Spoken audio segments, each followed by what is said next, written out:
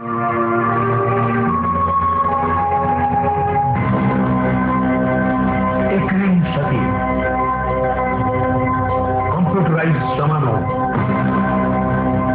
दुनिया में अटकल 5 करोड़ सिंधी सॼी दुनिया में पकड़ियल सिंधियुनि खे वेझो आणण लाइ पहिरियों कदम सिंधु दर्शन संगम आहे नौजवान तकनीकी माहिरनि जो। सिंधु दर्शन मेलाप आहे क़ाबिल ऐं मक़बूल फनकारनि जो। पंहिंजी ॿोलीअ में ॻाल्हाइण प्रोग्राम करण ॾिसण हिकु अहिड़ी कोशिश साबित थींदी जेका देश परदेश जे सिंधियुनि खे पाण में मिलाए सघे।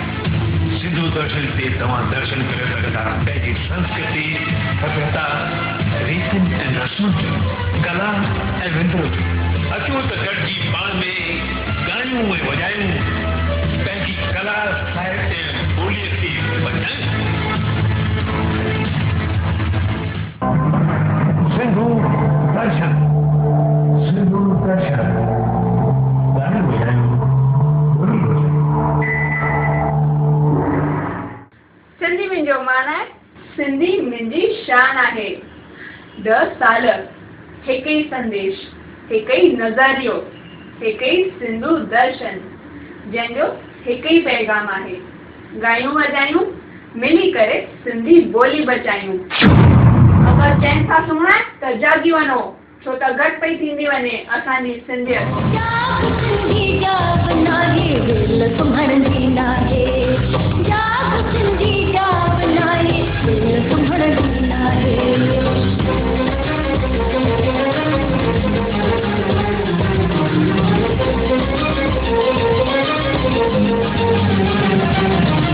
नालो नालो खूब कमाए सिंधियत बेच निकारे।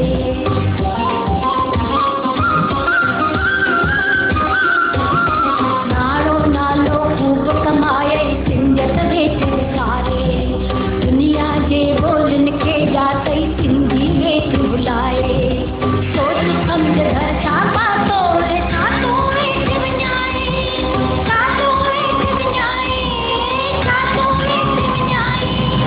जाग सिंधी जाग नाहे दिल सुम्हण जी नाहे।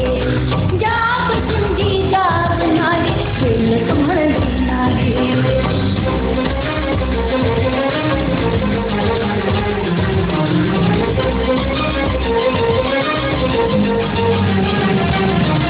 हाणे बि खपत सुहिणा सिंधी वेलनि वेही आहे।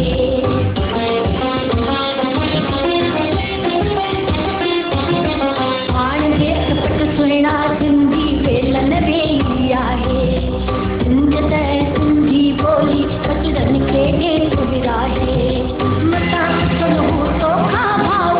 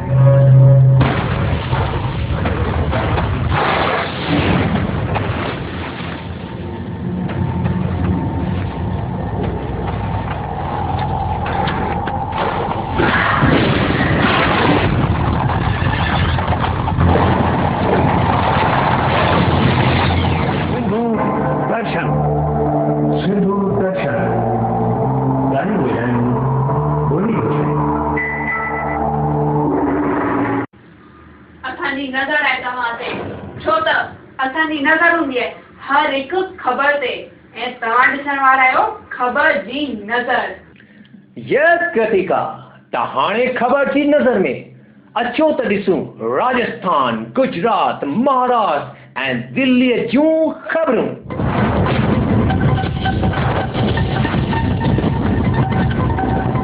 तवारीख़ जो सुनहरो वर्क हुजे, सिंधियत जी सुहिणी टोपी हुजे, सहयोग धीरज ऐं प्यार सां शानदार खंब जी चाहत हुजे। हा त पोइ छो न हिन चिमकंदड़ सिंधियत जी टोपीअ में हिक पासे दिल्ली त ॿिए पासे राजस्थान जो अजमेर, दिल्ली त कपिल सिबल, अजमेर त सचिन पायलट। हा सिंधियुनि जी तवारीख़ जे शानदार टोपीअ में हिक सुहिणे खंब जी शुमारी 17 मार्च 2013 ते NCPSL दिल्ली तरफ़ां गुरु गोबिंद सिंह कॉलेज जे खजा खच भरियल हॉल में पब्लिक जी ताड़ियुनि हेठि धमाकनि ऐं बाजनि सहित सूरत भारत जे इंफॉर्मेशन ऐं टेक्नोलॉजी खाते जे मंत्री श्री कपिल सिबल पोस्टल खाते पारां सिंधियुनि जे इष्ट देव झूलेलाल साईं ते जारी कई डाक टिकट।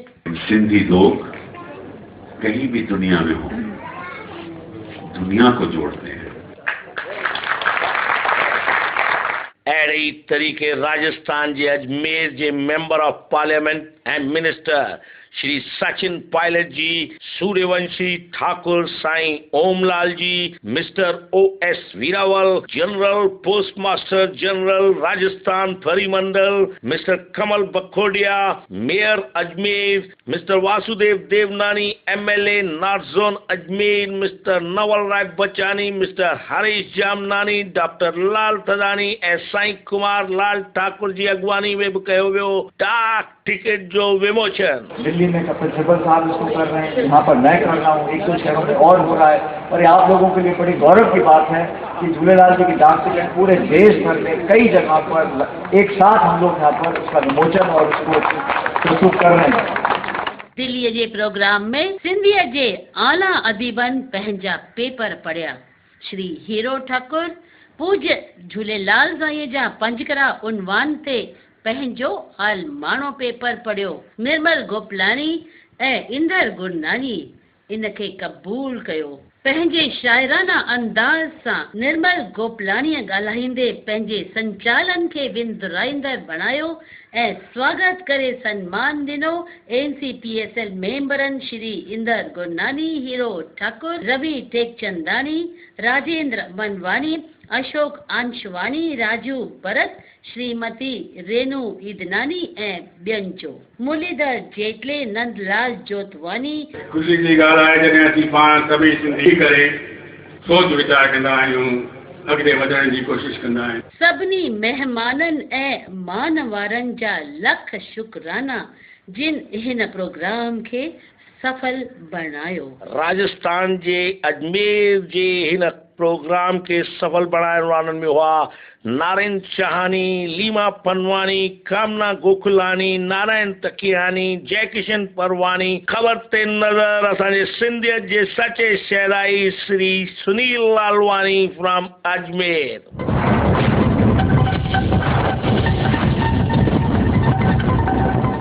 सिंधी संगीत में कार्यक्रम संगीत जी सुरहान। मूमल बिसागते हुई, मूमल बिसागते हुई, गुंझर हजार कुहंदी, मूमल ॾिठमुहाई, राणल जे लाइ रोवंदी, मूमल ॾिठमुहाई, राणल जे लाइ रोवंदी। मूमल किथे मेंढर, किथे मूमल किथे मेंढर, ॿई धार धार आहिनि, इहे दिलि लॻी जुंगालियूं, दिलि में हज़ार आहिनि, इहे दिलि लॻी जुंगालियूं, इहे दिलि लॻी जुंगालियूं। अहिड़ी मदहोशी, खुमारी, मस्ती ऐं ॼाण ॾींदड़ सुरहान ज्येष्ठ मित्र मंडल ज्येष्ठ भवन जरी पटका नागपुर। ओ कंहिंखे सूरत, कंहिंखे पूर, कंहिंखे ॻोढ़ा इश्क जा, कंहिंखे सूरत कंहिंखे पूरत कंहिंखे घोड़ा इश्क जा आहे यार सिंधी समाज में पंहिंजी सामाजिक आध्यात्मिक बौद्धिक तंदुरुस्ती ऐं सांस्कृतिक प्रोग्राम द्वारा ॼाण ॾेई जगाए रही आहे सिंधियत जी ज्योत।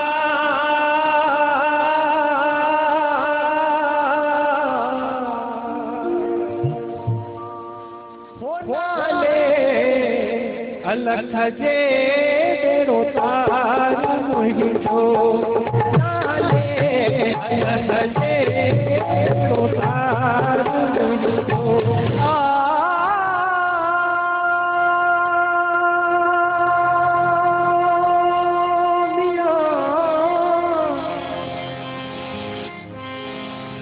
सिंधु तुंहिंजो शान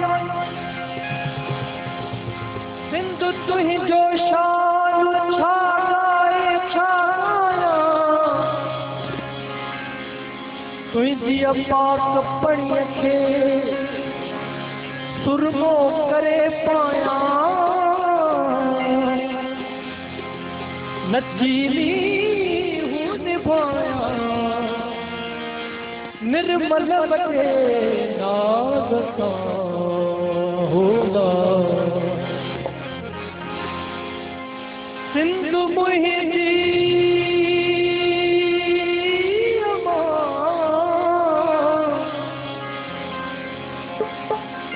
सिंधु मुंहिंजी अम्मा तूं तुंहिंजी अम्मा छा लिखी छा लिखी ओ सिंधु मुंहिंजी अम्मा मुंहिंजी अम्मा तूं मुंहिंजी अम्मा सिंधु मुंहिंजी अम्मा तूं मुंहिंजी अम्मा छा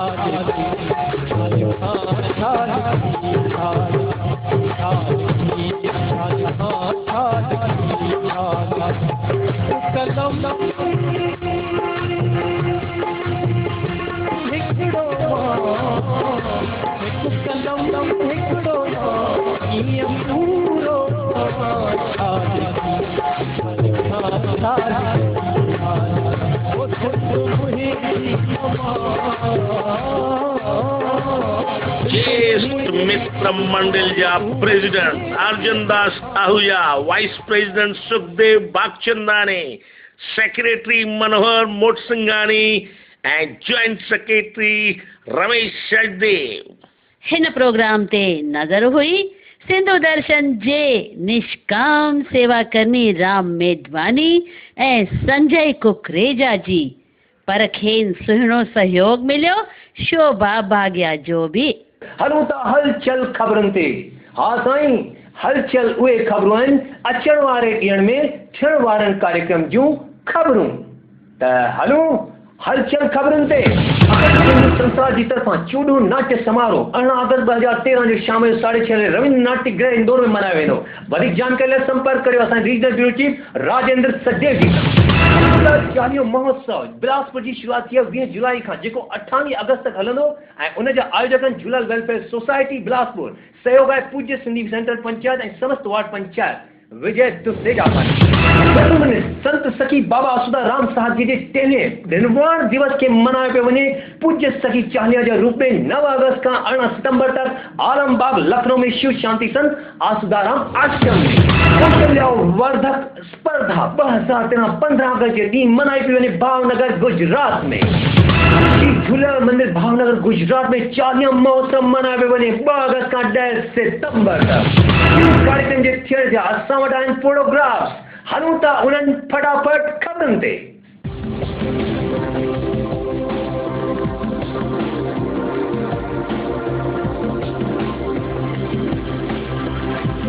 लगान, मुन्ना भाई, अमानत, ऐं अरमान जहिड़ियूं हिट फिल्मुनि में कम करण वारी सुर्खियूं बटोरण वारी ग्रेसी सिंह ब्रह्मा कुमारी संस्था शांतिवन में रेडियो मधुबन 90.4 में वार्ता जे दौरान चयो त वास्तव में सिनेमा जी ज़िंदगी ऐं वास्तविक ज़िंदगीअ मां ॾाढो भेद आहे ऐं उन जो सम्मान बि थियो उते ब्रह्म कुमारीज़ पारां।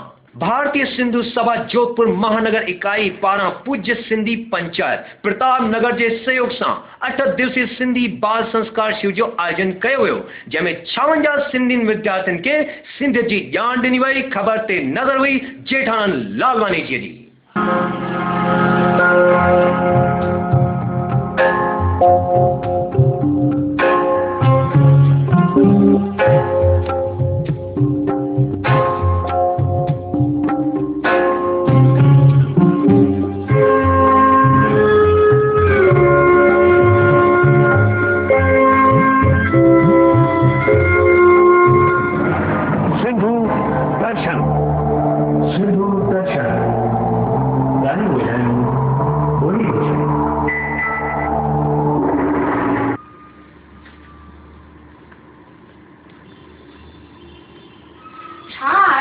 सिंधियत जो सवाल जिन लाइ ॾिसणो ई पवंदो सिंधियत जो सवाल, जंहिंखे स्पॉन्सर कयो आहे हरीश चंद्रू पंजाबी। सिंधी जाति जा चश्मे चिराग सदा हयात गायक गीतकार राम पंजवानी, जिन जी अनोखी अद्भुत ऐं अनोखी ज़िंदगानी जी ॾेखारियूं था हाणे कहानी। लेखक, कवि, लोक गायक, कलाकार, शिक्षाविद प्रोफेसर राम पंजवानी जी जो जन्म 20 नवंबर 2011 जो लड़काना सिंध में जमींदार परिवार दीवान प्रताप राय पंजवानी जे घर थियो। परिवार में सिंधी साहित्य ऐं संस्कृति जो माहौल हो, जंहिंजो असर प्रोफेसर राम पंजवानी जी ते बि पियो, जंहिंजे करे उन्हनि खे पंहिंजी सिंधी कला संस्कृति ऐं विरासत जी ॼाण मिली ऐं उन जे क़दुरु करण ऐं बचाए रखण जो जज़्बो मिलियो। विरहाङे खां पोइ मुंबई पहुची प्रोफेसर राम पंजवानी जी जैन कॉलेज जे सिंधी विभाग जा प्रमुख बणिजा। प्रोफेसर राम पंजवानी जी आवाज़ ॾाढी मधुर ऐं सुरीली हुई, इन लाइ उन्हनि जी गायकी ॿुधण वारनि खे आनंद ईंदो हो। गायकी जे वक़्तु उहे मिटीअ जो मटको दिलो वॼाईंदा हुआ, जेकी उन्हनि जी मर्ज़ीअ जो मालिक भगवान माण्हू मिटीअ जो आ इंसान। छा जो मालिक छा जो खालिक छा थींदो आहे भगवान, भरम भुलायो आ इंसान। मर्ज़ीअ जो मालिक भगवान मर्ज़ीअ जो मालिक। 1964 में अनोखा आजमुदा किताब लाइ उन्हनि खे साहित्य अकेडमी अवार्ड मिलियो। सिंधी भाषा के भारतीय संविधान के 8 शेड्यूल में शामिल कराइण में उन्हनि जो वॾो योगदान रहियो। प्रोफेसर राम पंजवानी जी सिंधी संस्कृति और लोक कला के जिंदा रखण लाइ मुंबई के सांता क्रूज इलाके में सीता सिंधु भवन की स्थापना कई। 31 मार्च 1987 में प्रोफेसर राम पंजवानी जी नाशवान शरीर छॾे विया, पर उन्हनि जा कार्य अमर थी विया आहिनि ऐं उन्हनि जो नालो बि अमर थी वियो आहे। अंत में को साथ न ॾींदे दुर खां थींदे धार मुंहिंजा साईं दुर खां थींदे धार। जॾहिं मिटीअ में मिलंदे मिठड़ा जॾहिं मिटीअ में मिलंदे मिठड़ा को बिन लहंदे सार मुंहिंजा यार को बिन लहंदे सार मुंहिंजा यार।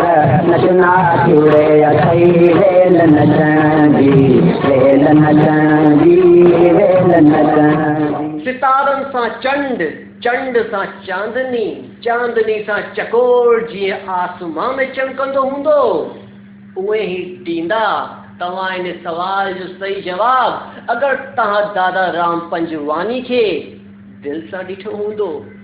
अॼु जो सवाल जेको पुछियो वियो आहे सहयोग फाउंडेशन पारां त दादा राम पंजवानी जी कहिड़े कॉलेज में सिंधी विषय पढ़ाईंदा हुआ? तव्हांजा ऑप्शन आहिनि option A CHM college, option B national college, option C Jai Hind college. हाणे मोबाइल खणियो ऐं सही ऑप्शन मोकिलियो, सही ऑप्शन सां गॾु पंहिंजो पूरो नालो ऐं पंहिंजी पूरी एड्रेस ॾियणु न विसरिजो, छोकी तव्हांजो यही नालो विनर लिस्ट में ईंदो त तव्हांखे मिलंदो हिकिड़ो gift hamper Singapore watch company पारां। ऐं तव्हां न विसारिजो पंहिंजो फोटो खिचाइण, असांजे रीजनल ब्यूरो चीफ पारां जॾहिं हू ॾियनि था तव्हांखे गिफ्ट, छोकी वही तव्हांजो फोटो ईंदड़ हफ़्ते में सिंधु दर्शन जे प्रोग्राम में ईंदो।